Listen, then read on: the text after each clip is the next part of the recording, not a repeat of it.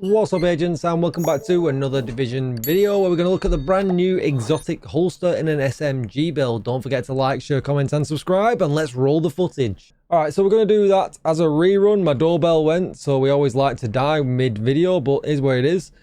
So I've got modifiers on for this section here. I'm going to show you this section with the modifiers turned on, and then I will turn them off.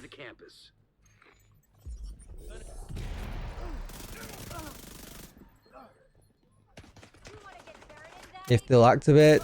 No, they won't activate. What is going on? Try and activate them over here.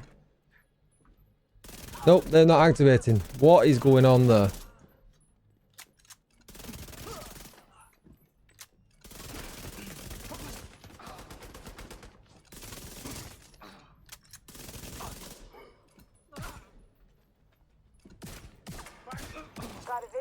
Yeah, not sure what went on there, but we'll try and activate them in the next section.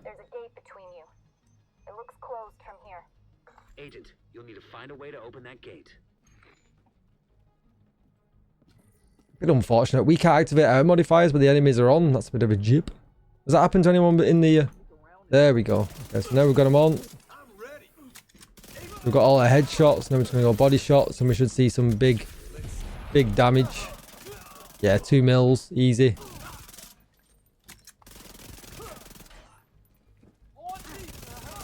And there it's gone, you can see. But really doesn't matter too much.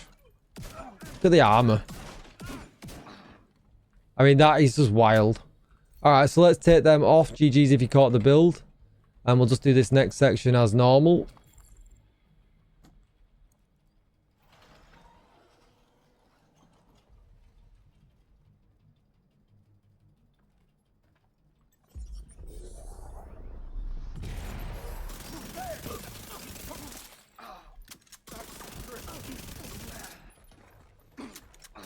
Did he not die? Ranged SMG.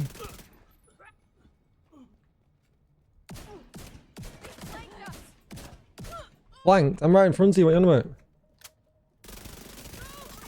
Don't drop your nades. Very dangerous.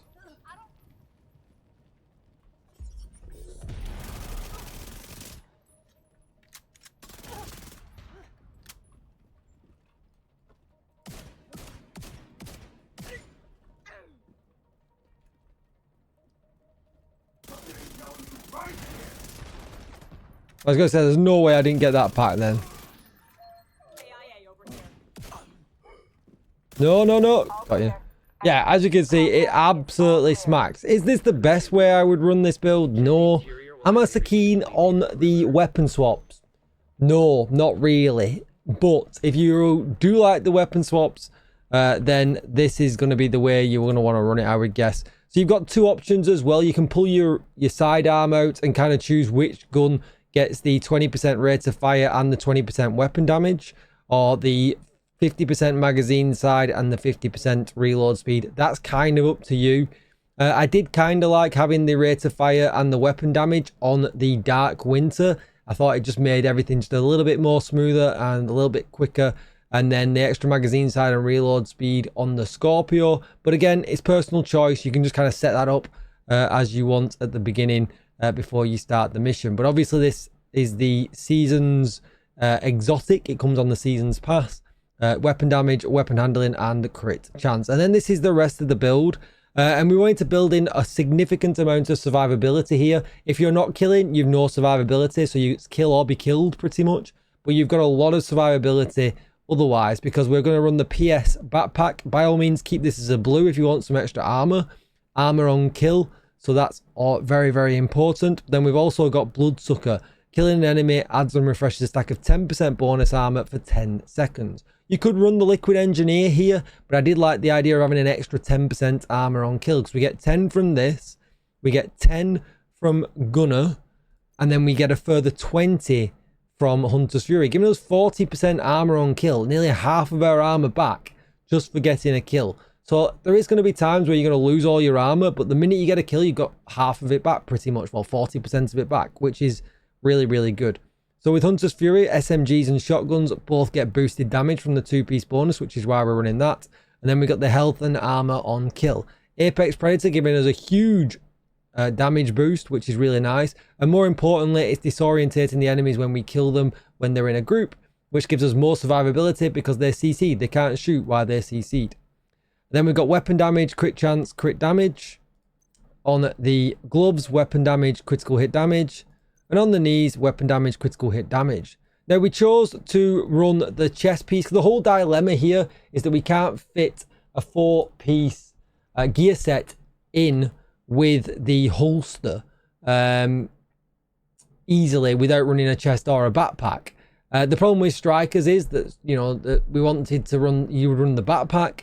You didn't really want to run the chest, and then you kind of lack survivability options. This gives you a lot of survivability options because you're CCing, you're doing a lot of damage, and we've got 40% armor on kill. Plus, you can build a couple of blues in to kind of bolster that armor on kill. And don't forget, we're getting a lot of bonus armor from Bloodsucker as well. So there's way more survivability in this because we get a little bit of an easier way that we can run it, because we can run a chest piece instead. Now, the chest piece doesn't really give you any extra damage, but it does take away that downtime of having to rebuild with Endless Hunger. So it increases the duration of Apex Predator stacks from 10 seconds to 30, and that is a long time. So it's that's the kind of the no-brainer option. If you ran the backpack, you get no extra damage, you know, whatsoever. It just increases the range of the CC, of, you know, the disorientation, and we're not too bothered about that at all, really. So the chest piece makes much more sense because we do get some extra DPS because, you know, we don't have to rebuild the buff all of the time. And sometimes you can even get between sections in missions, and again, that buff's just up, it's good to go. You know, 30 seconds is quite a significant amount of time. I went with the Banshee Pulse and the Reviver Hive because, you know, we need the extra life. 59 crit chance and 139 critical hit damage. If you wanted to drop 10% armor on kill, you could do and go with Firewall. If you went with Firewall, it would mean you could get an extra 5% critical hit damage here by running this Tactical Short Grip, which has now been buffed to 15% critical hit damage. If you wanted to take a look at what I was running crit chance rounds, crit damage and crit chance on my gun. This crit damage mod here, well worth it. Rather than running a chance mod, because we get 10% critical hit damage. So it just means we've got to put a chance mod, you know, or a chance roll somewhere else in the build. Yeah, and it just works out really well. If you're looking at what modifiers I was running when we were running modifiers, I would run Reversal. I would run By the Teeth, then Persistence and Liability. Now, you are going to take some more damage with Liability, but you're going to do a lot more damage also. So when you hit the reversal modifier, it doesn't tell you, but reversal by itself lasts 10 seconds. You can extend the duration with 10 headshots. That's not 10 headshot kills, that's literally 10 headshots, which you can spray so fast when you're using the Dark Winter, or maybe the OUROBOROS. You could use that in this build also. So spray 10 shots into enemies' heads, and then spend the rest of the, you know, kind of like what, 15-16 seconds that you've got left just spraying into enemies' bodies, and you'll see the 2 mils that I showed at the beginning of the video. That's going to be it for this one. Don't forget to like, share, comment and subscribe. Thank you so much for watching, and I will see you in the next one. Bye bye.